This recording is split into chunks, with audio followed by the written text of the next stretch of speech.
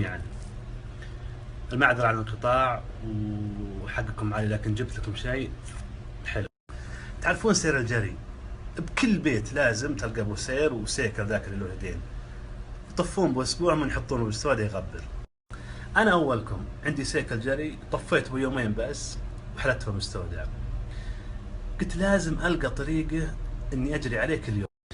صممت تروس بالكمبيوتر وحطيتهن على خشب وبقصهن على الجهاز هذا.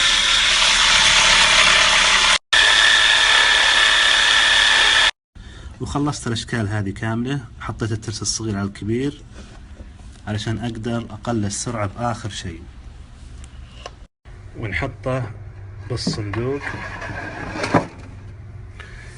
ونركب الموتور.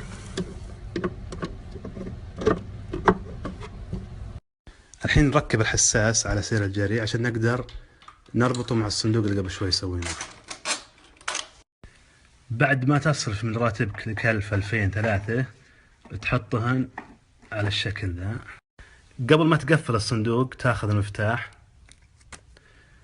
تحطه بآخر رف. الحين نقفل الصندوق والمفتاح جوا الصندوق.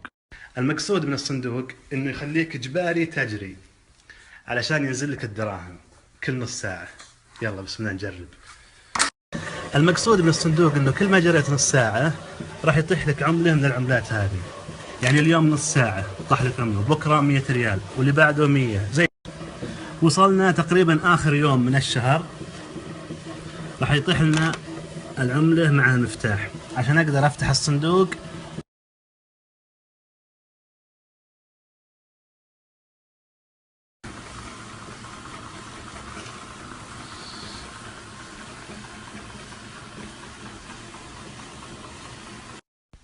خلاص تروح تقص كرشك. زينها طريقة ذي وما عليك ان شاء الله. والله ما يوخر الا ذي ابو وليد الا هالخبن. وش